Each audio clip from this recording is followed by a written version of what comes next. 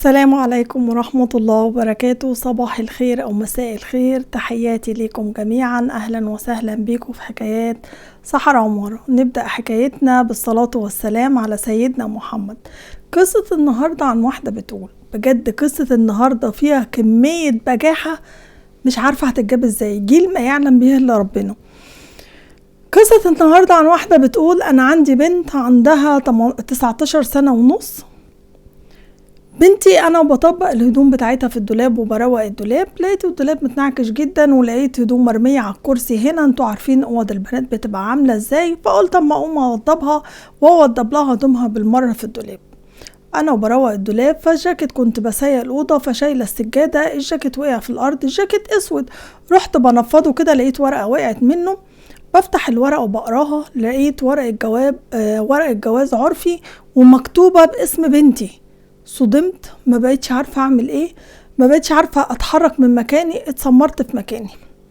واسم الولد موجود فيها، ولقيت صور لبنتي مع الشاب ده، مش في اوضاع مخله، لا، بس بنتي لابسه لبس مش ده.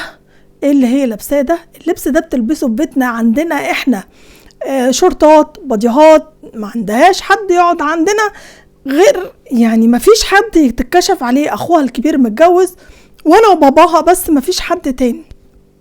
انا مربيه بنتي كويس، معاملتي معاها كويسه جدا، اسلوبي وطريقتي معاها متحضره جدا. بنتي مش عارفه، حسيت ان هي متغيره عليا. لما جت ودخلت من الباب، فبقول لها ايه الورقه دي؟ قالت لي ايه؟ زي ما انت شايفه. لقيتها بتتكلم بكل بجاحه، بكل برود، ولا عندها حتى ذره من الندم اللي هي عملته ولا اي حاجه. ايه يا بنتي اللي انت عملتيه ده؟ ومتجوزه عرفي ليه؟ وايه اللي حصل؟ انت وبابا اللي خلتوني عملت كده، انت وبابا اللي ضاغطين عليا طول الوقت خلتوني عملت في نفسي كده. والبنت بتتكلم بعين وقحة، ولا زعلانة ولا في خايفة من باباها ولا من اخوها ولا من اي حد. البنت عندها وقاحة في الكلام، مش عارفة اقول لكم، انا بقيت مصدومة من طريقة الكلام بتاعتها، وبتبجح فيا اكني البنت مش عاملة اي حاجة ولا هي متجوزة حتى عرفي ان ده غلط. ده بتتكلم على انها اساس ورقة شرعية، جواز شرعي. المهم مش عارفة اتصرف. سؤالي هنا بقى، انا مصدومة ومش عارفة اتصرف ازاي. مش عارفة اقول لباباها، اقول لاخوها، ابلغ الشرطة عن الشاب ده اللي ضحك عليها وان خلاها عملت كده. مش عارفة اتصرف ازاي. ده مخي ودماغي واقفين، حاسة ان انا عندي شلل في دماغي، حاسة ان انا مش قادرة فعلا، تعبي وشقايا كله راح هدر. مش عارفة اتصرف معاها ازاي. كل حاجة كانت مباحة ليها، كل حاجة كانت تحت امرها. كنا بنحرم نفسنا انا وباباها وبنجيب لها اللي هي عايزاه. تصرفي دلوقتي انا مش عارفة اعمل ايه. اكلم باباها، اخاف لا تجيله جلطة، تجيله حاجة، بس لازم حد يعرف. وخايفة اقول لاخوها، اخوها يموتها. خايفة ابلغ البوليس، ما كده كده البوليس كله هيعرف. انا مش عارفة اتصرف ازاي ولا عارفة اعمل ايه، انصحوني. بصي، ربنا يستر على ولاينا كلهم. من الواضح ان هي عندها بجاحة ووقاحة وقلة ادب زيادة عن اللزوم. اولا، هتقعدي معاها كده بالراحة وتتكلمي معاها. هل الجواز اللي بينها وما بينه ده عرفي على الورقة بس، ولا في دخلة حصلت؟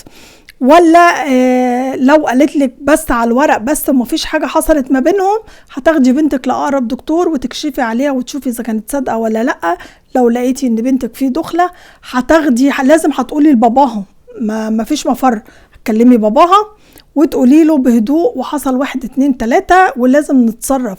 باباها هيجيب اخوها، هيجيب بقى 2 شهود، هيجيب مأذون، ويجيب بنته يتكلم معاها ويخليها تتصل بالشاب ده، وتقابلوا في المكان اللي هم بيتقابلوا فيه. ما تحسسوش بأي حاجة ولا ان اي حد عرف اي حاجة عن الموضوع ده، لانه لو بمجرد ان هو حس، مش هتلاقيه اصلا، هيختفي من الدنيا.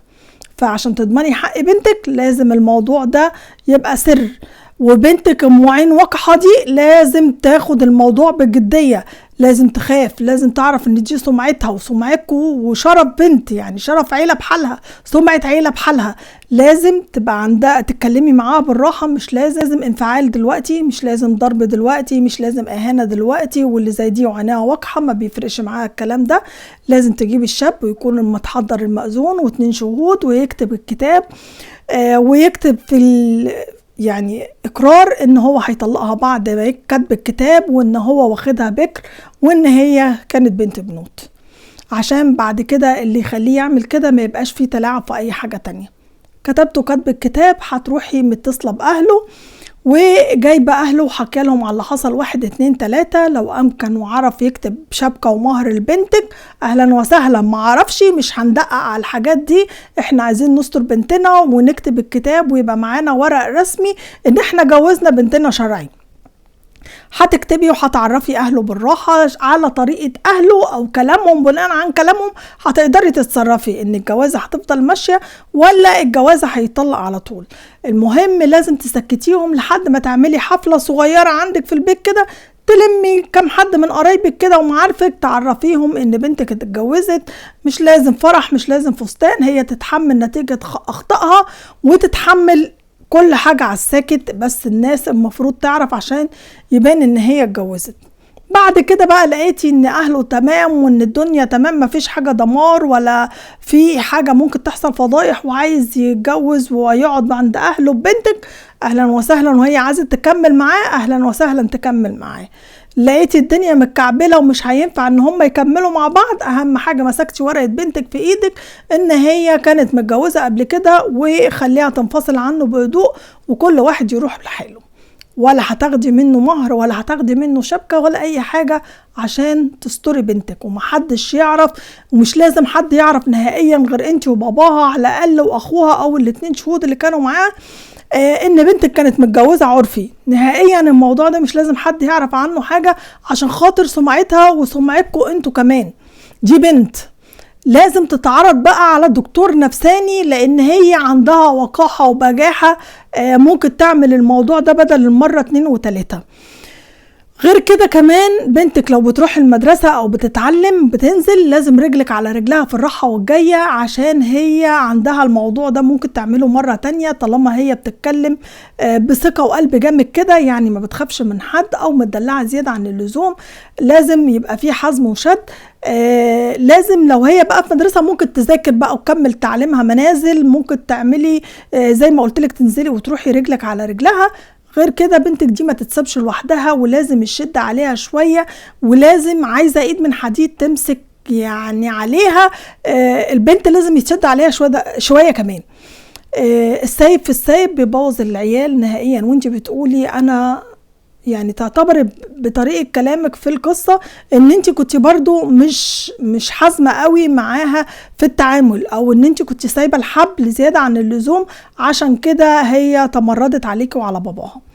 ده رأيي انا. شوفي رأي الناس في الكومنتات هتقولك ايه، التصرف ده صح ولا غلط. والبنت بتقولكوا بتتكلم بوقاحة وبجاحة اكن الجواز العرفي ده جواز رسمي، ومعلقة شمعتها على باباها ومامتها ان هما كانوا جامدين عليها، يعني مع ان مامتها بتقول لا احنا ما كناش جامدين عليها، احنا كنا عادي جدا وبنخاف عليها وكل حاجة مباحة وبنستخسر في نفسنا وبنجيب لها كل حاجة.